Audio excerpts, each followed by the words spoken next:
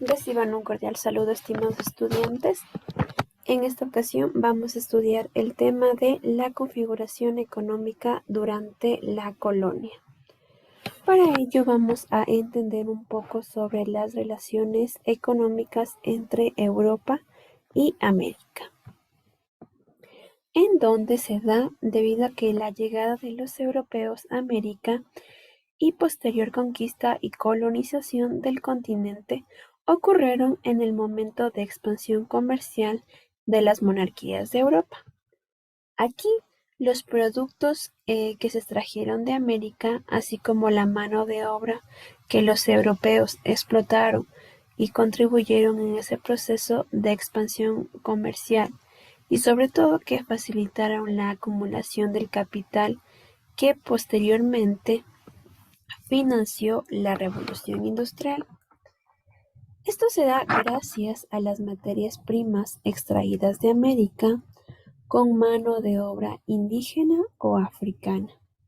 La producción manufactura de Europa se aceleró y los intercambios comerciales se dieron principalmente de dos formas: entre el centro colonial y sus propias colonias, y entre el centro colonial y sobre todo las monarquías. En este periodo económico se denominó mercantilismo. Pero vamos a ver cómo funcionó el mercantilismo durante la colonia.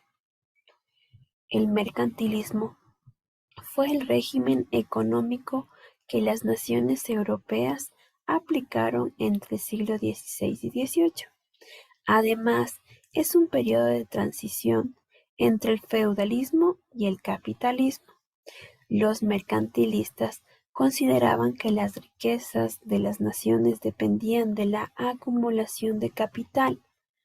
Por lo tanto, las exportaciones dependían superar las importaciones para así evitar una fuga de capital. Este sistema funcionó a partir de tres ejes. El primero fue la explotación del espacio colonial y su mano de obra para aumentar la producción de materias primas. También fue el segundo, que buscó el control de ingreso de mercancías a través de un impuesto y acuerdos comerciales. Y el último tenemos los monopolios, los cuales eran entre el centro de la colonia y sus colonias, y el objetivo de esta medida era limitar la posibilidad que tenían las colonias de comerciar con otras potencias. De este modo, se daba prioridad a la potencia europea, y así ésta aseguraba el ingreso de materias primas que sobre todo tenían un precio bajo y un mercado para sus productos.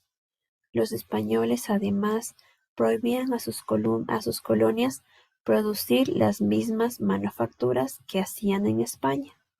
Esto se daba con el fin de evitar una competencia interna. Dentro de las características del sistema económico durante la colonia, la producción y la comercialización de azúcar, oro, plata, cacao, cuero, algodón, café y entre otras mercancías americanas involucró mecanismos de índole precapitalista.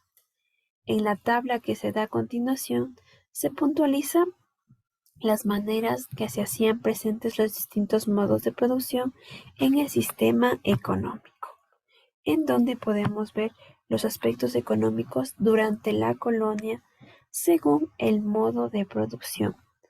Aquí encontramos primero los elementos esclavistas, en donde las personas de ciertos grupos étnicos eran considerados bienes que se podían ser intercambiados entre personas. Además, se afectó totalmente a la población hasta el siglo XVI, pero esta era la población indígena, la cual salió más afectada por este modo de producción.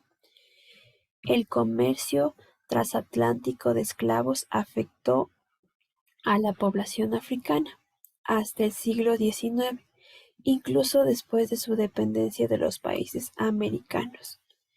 Mientras tanto, entre los elementos feudales se establecieron grandes propiedades de tierra con relaciones serviles de dependencia entre el encomendero y el dueño de la hacienda, y el peón o concierto. También existieron mecanismos de arriendo de tierra a cambio de trabajo, que ya estudiamos ya con anterioridad. Y sobre todo, que la hacienda fue la unidad de producción autosuficiente, lo que consumía su producción adentro. Todos estos mecanismos son características de distintos modos de producción precapitalistas. Convirtieron de manera completa y no contradictoria durante la colonia. Con estos mecanismos se pretendía garantizar la mayor explotación de recursos humanos y materiales en el proceso denominado acumulación originaria.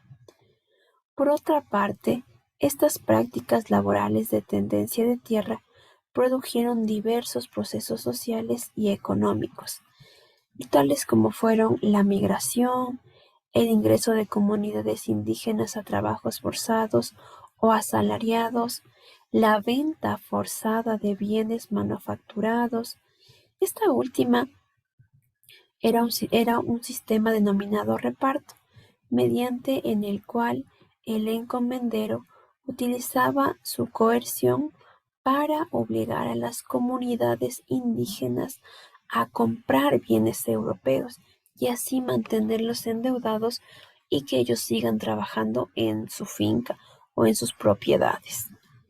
Los repartos producían endeudamiento, que a su vez era obligado a los indígenas a ingresar al mercado y sobre todo contraer nuevas deudas que de por sí ya eran difíciles de cancelar previamente.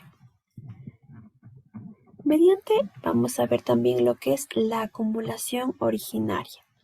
La acumulación originaria es el proceso mediante los cuales los países europeos obtuvieron el capital inicial del sistema de producción capitalista. Tal proceso, para el caso americano, no es más que la extracción de recursos económicos y materiales de nuestro continente a partir de la explotación, la esclavización de las poblaciones africanas e indígenas durante los siglos XVI y XVII.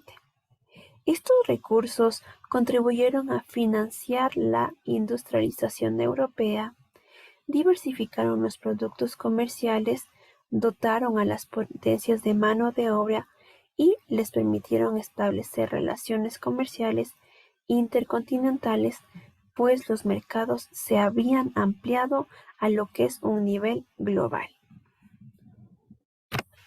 Dentro de los aspectos de la economía interna de la colonia española, tenemos el sistema laboral, el cual fue implantado por los españoles y se involucró de diferentes formas, en donde se mantenía las formas de producción europea, que eran las encomiendas y el concertaje.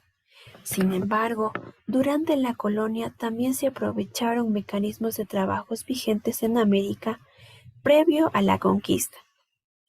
En este caso era la mita, que era el trabajo rotativo obligatorio, en donde el trabajo agrario o doméstico era para una sola familia. En ambos tipos de trabajo, los españoles utilizaron una estructura previa y colocaron todo lo que son los indígenas para que ellos podrían administrar.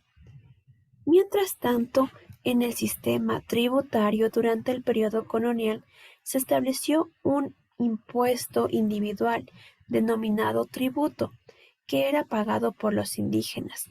Este impuesto no tenía cuenta propiedad de su salario, debido a que en inicio se pagaba directamente a los encomenderos y que tenían derecho, y después se fueron los que encargados en recoger los tributos en regiones para posteriormente entregarlos o otorgarlos a la corona. El tributo se recogía en especies o en dinero. Cuando el tributo se cobraba en especies, estas eran subastadas y revendidas a su vez en un precio que alcanzaba niveles muy elevados. El pago del tributo con el dinero obligó a los indígenas a ingresar en el mercado para poder alcanzar las cuotas asignadas. Los productos igual que se vendían principalmente eran los productos agrícolas. Eso ha sido todo por el tema de hoy, estimados estudiantes. Hemos podido ver un poco sobre los aspectos de la economía en la colonia.